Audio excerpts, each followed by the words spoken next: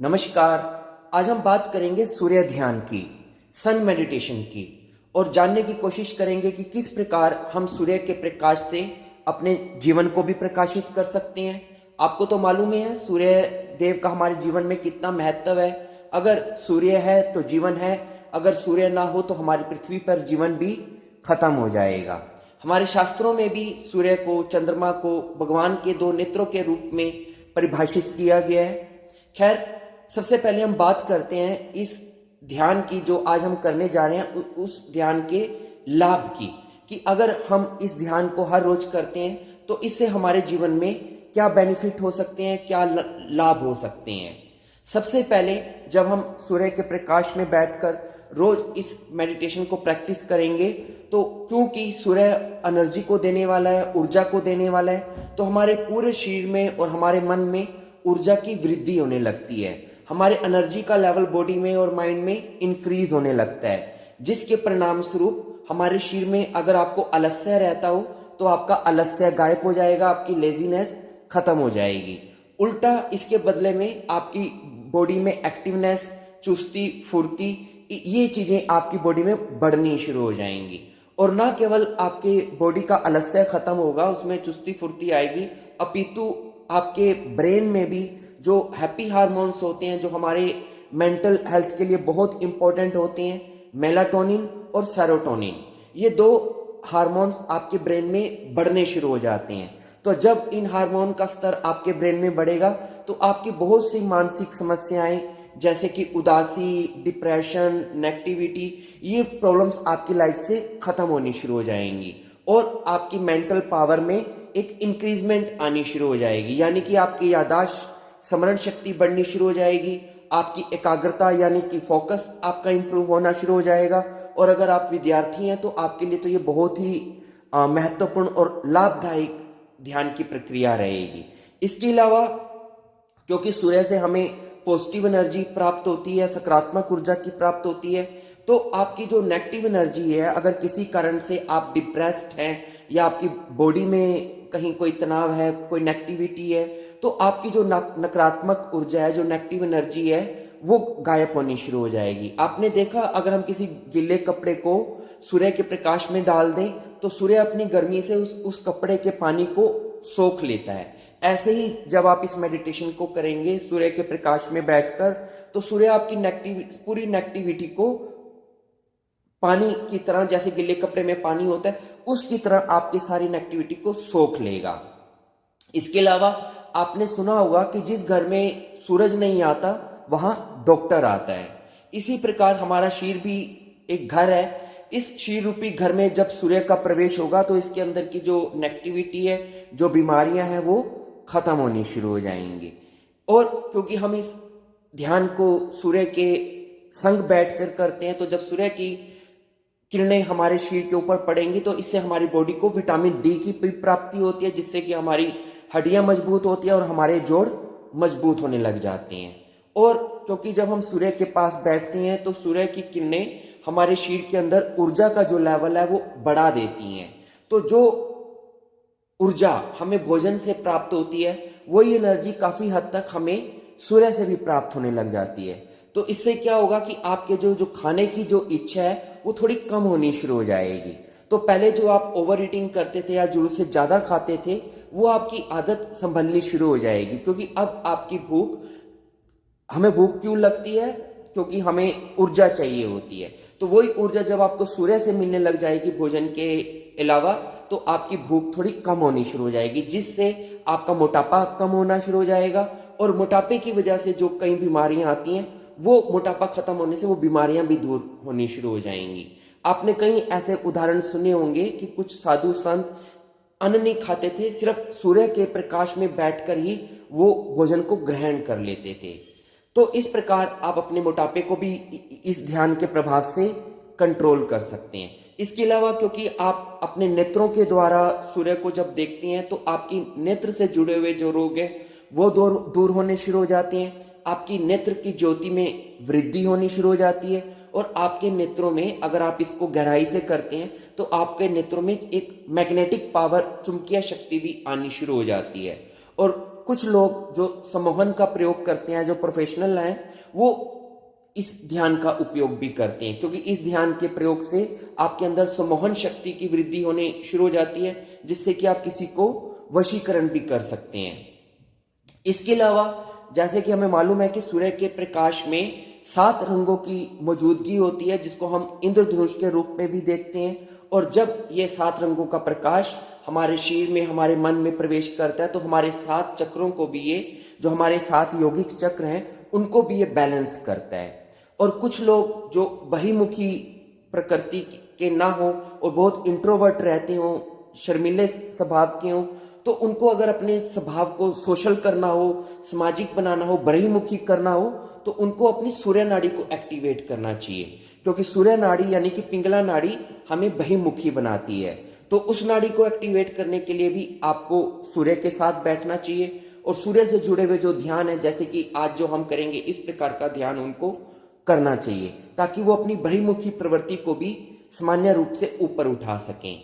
इसके अलावा इस ध्यान को करने से आपके अंदर अग्नि तत्व की वृद्धि होगी।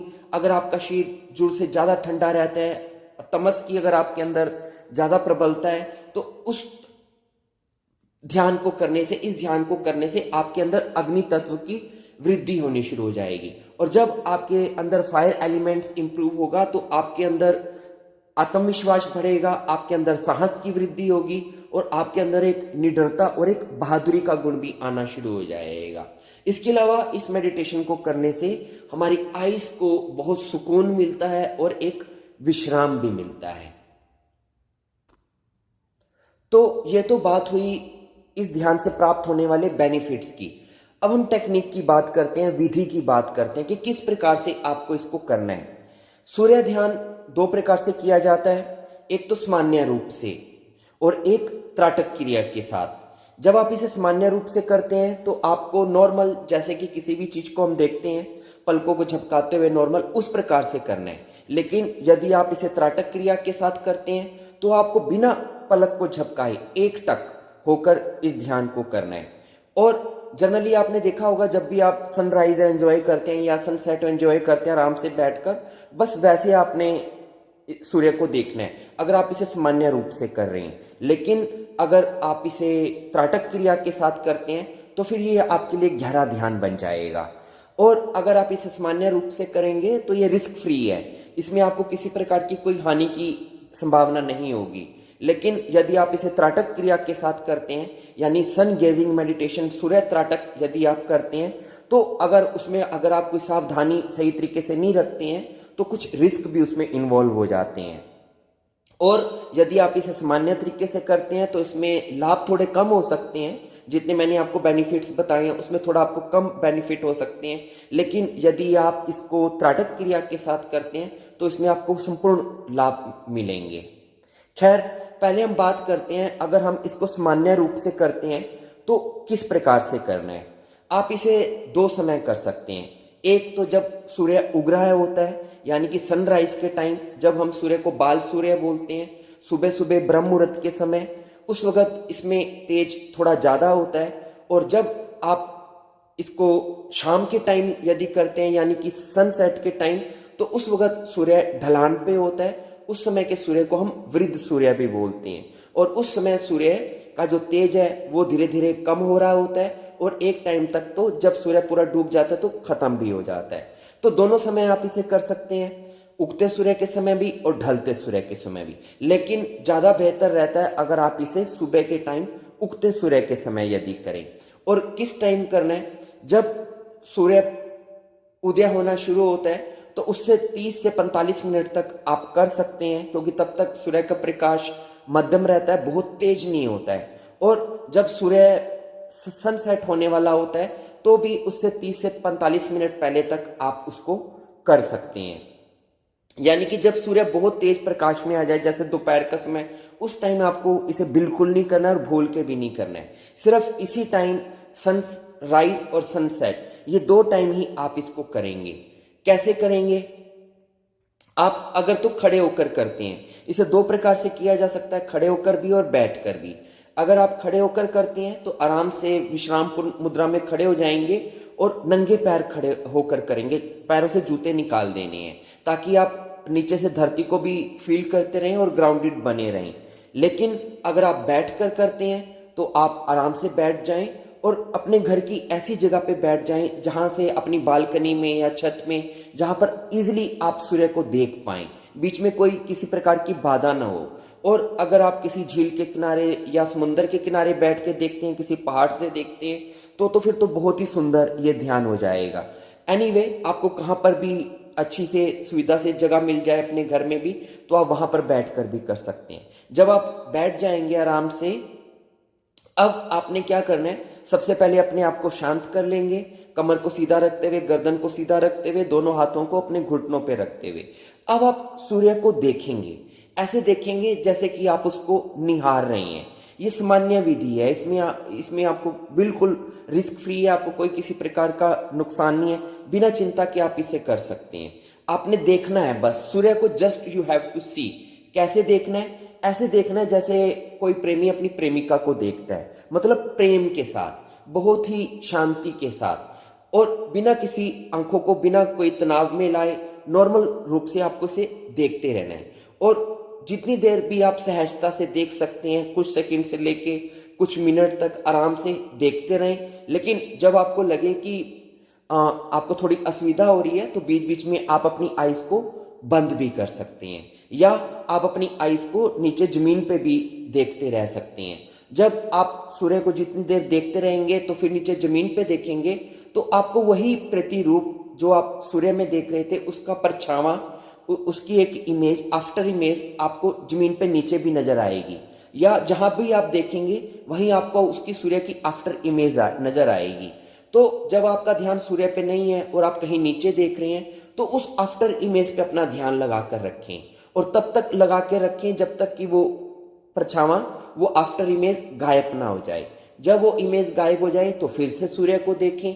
इस प्रकार आपने बार बार करना है, सहज भाव से सूर्य को देखते रहना है। और जैसे जैसे सूर्य ऊपर उठता जाए, वैसे वैसे, जैसे जैसे उसका प्रकाश बढ़े, वैसे वैसे आपने अपने अंदर भी भावना करनी है कि मेरे अंदर भी पॉजिटिविटी बढ़ रही है, आनंद बढ़ रहा है और प्रकाश बढ़ रहा है।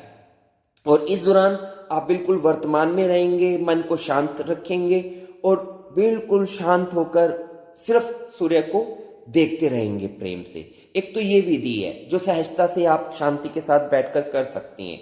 लेकिन अगर आपने इसका सेकंड वर्जन करना है, यानी कि अगर आप इसे त्राटक क्रिया के साथ करना है, तो फिर कैसे करेंगे?